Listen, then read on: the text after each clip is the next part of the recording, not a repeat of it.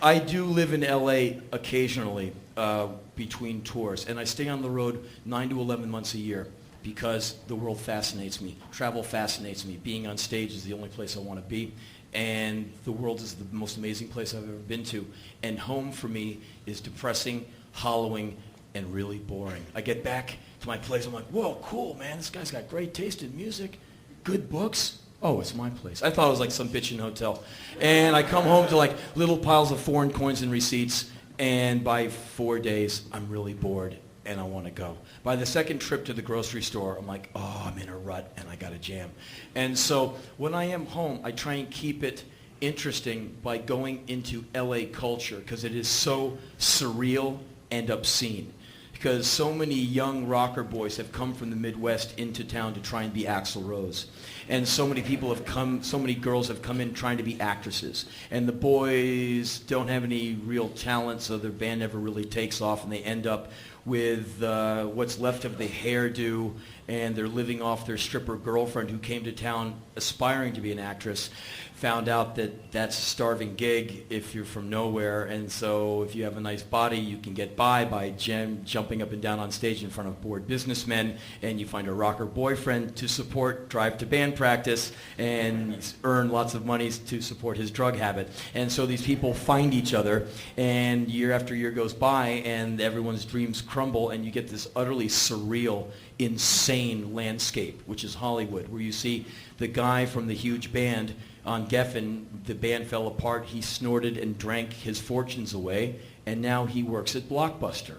And you walk in and you go like, oh shit, whoa, you made that really bad record 10 years ago, right? Yeah, man. And that's LA, and you can see a lot of really weird scenes there. And to me, I've always had this morbid interest in these people.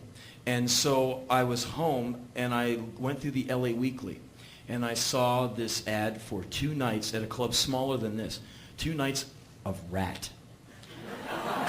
And for those of you who are not familiar with Ratt, I will not go into some long, boring explanation. They were one of the many 80s hair bands who were huge for about 15 minutes. And they were peers of Warrant, Motley Crue, Cinderella, all tons of Skid Row. Lots of these bands were majorly huge on MTV, had kind of fluffy records with big riffs and silly lyrics where the car as girl metaphor, you know, I drove her all night, all right, second gear, something rhymes with rear, you know, whatever.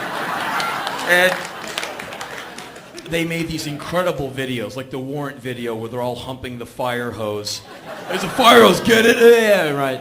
And they're like, they're putting the girl out when they're just basically getting her t-shirt wet, like, get it? And like this shit is like real misogynist, mediocre music. It just played by these guys with huge hair.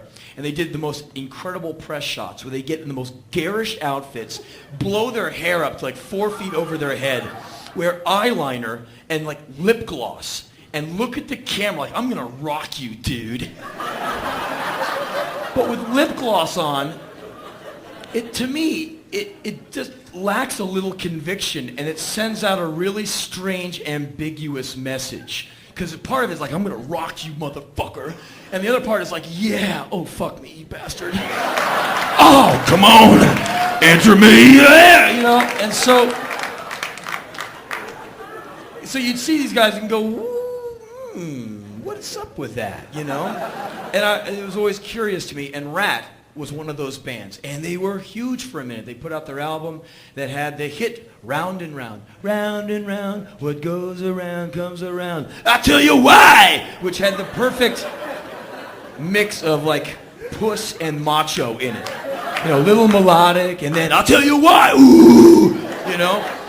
And they were huge, and they went around the world, and they did crazy videos, and they did wild press shots where they're all standing there like showing off that ass, and like, I'm gonna rock you, mwah!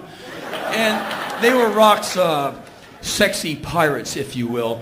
They had like belts on of scarves like tied on the side, and headbands with a sash going down the side, and their girlfriends or makeup artists had put on like some weird hieroglyph of mascara on their cheek, and they always had the big mouth open shots like, insert cock here, and yeah, right, hey man, if that's your trip, right on, go get it, you know.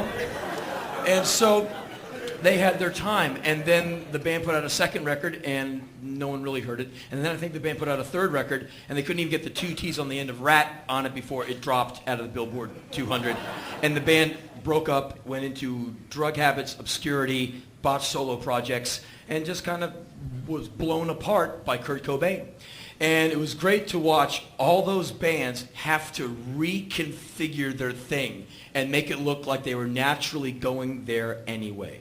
Kurt Cobain gets out of his room and goes, oh, guess what? Krang! And all these bands' hair goes, and all of a sudden Bon Jovi goes from wearing like tinfoil long coat, dumping flowers out of a cherry picker to eager people in New Jersey, to coming on stage with a shortened, more sober hairdo with less hair dye in it, a flannel shirt, and kind of a more of an indie thing. Hey, I was always planning on doing this. And all these bands like Warrant saw their career going, ah!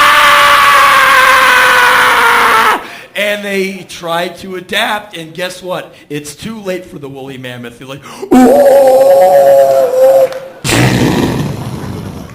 And they died, and they went away. And so, but now these bands are coming back. And so there's Ratt playing 2 nights at this club. I'm thinking to myself, the music is going to be okay. I'm sure they're good musicians, and it'll sound just like it did back in the day. I don't care too much about that. I want to see the people who are going to the show. I want to see the people who are putting down their hard-earned. I mean, are they going to be new Ratt fans? How could that possibly be? You know?